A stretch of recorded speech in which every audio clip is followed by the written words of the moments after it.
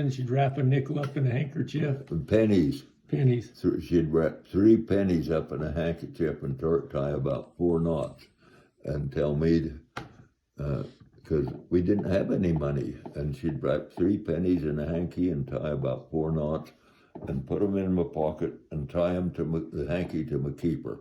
Now, don't you What's your keeper? Well, my belt. Okay. Put the belt on. And I'd walk down to Alton's and get a yeast cake. He'd had yeast cakes in his freezer, and he sold them for 3 cents. And she'd say, now don't you take this out till you get to Alton's, and then let that Alton undo it and take these 3 pennies out and bring the yeast cake right straight home. And I'd walk down and get it and then walk home and get the yeast cake, and then she'd make bread. Because Dad would take his wheat down to Gill Edge Flour Mill and put it on grist. And it was in the Depression, then, and I didn't know what the Depression was, but we were really poor, and they had a hard time getting even money for a yeast cake. But then we had her own bread, so she'd make bread if she could get yeast.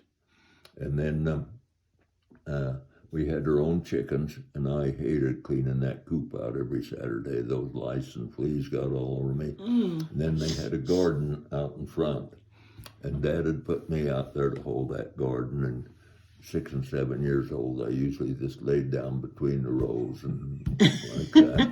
And my grandfather, Allen, of course, my dad's dad, he was in his early 70s. And he would walk along the road and say, here, let me show you how to hoe. And he'd get the hoe and hoe 3 or 4 or 5 rows. And then he'd leave, and then Dad come, he'd think, hell, I really done a good job. He thought I was a good worker, and it was really Grandpa Allen who done the hoeing. Okay, do you remember your first refrigerator? Do you remember getting a refrigerator? I remember, no, I don't remember ours, but I remember Grandma Comish's first one, and it went up, and then it had a big condenser on top, round, on top of it. And I remember hers real well, her first refrigerator, but I don't remember Mother and Dad's. I remember you telling a story about going up to the trees and getting the magpie eggs and finding a snake in there. Yes, I went up there. It was on the upper ditch, and I was barefooted, but I went all summer barefooted. And you would have been about 5, 6 years old? About 6 years old. And Mother was horrified with snakes, and she instilled that in me that, oh, snake, be careful with the snakes, And she was just horrified with snakes.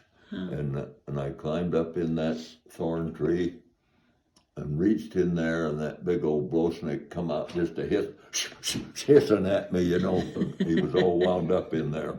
And he'd gotten there and ate the magpie eggs.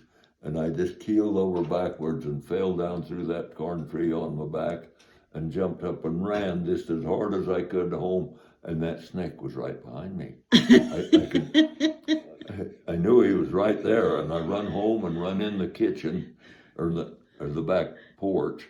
And the back porch had a glass door, panels in it, And I run in there and slammed that door, held it, and looked out for that snake, and he wasn't there.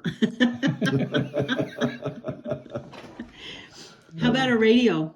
Do you remember a radio? Yeah, we had an old radio that came up like this, and we'd turn it on and all get around it and listen to things once in a while. They had a radio, but it was just an old-fashioned radio that was about that size, come up like this, and was round and that thick and brown. And do you remember what you would listen to on it? Yeah, I remember when World War II started, and it came on the radio, and I was laying in the front room. I was 15 years old, and laying in the front room on the carpet because it was December 7th, that it started.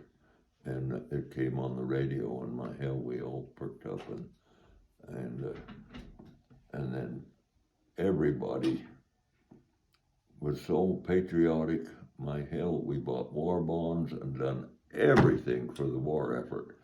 We had food stamps and we done everything for the war effort. And the kids nowadays have never been disciplined or anything.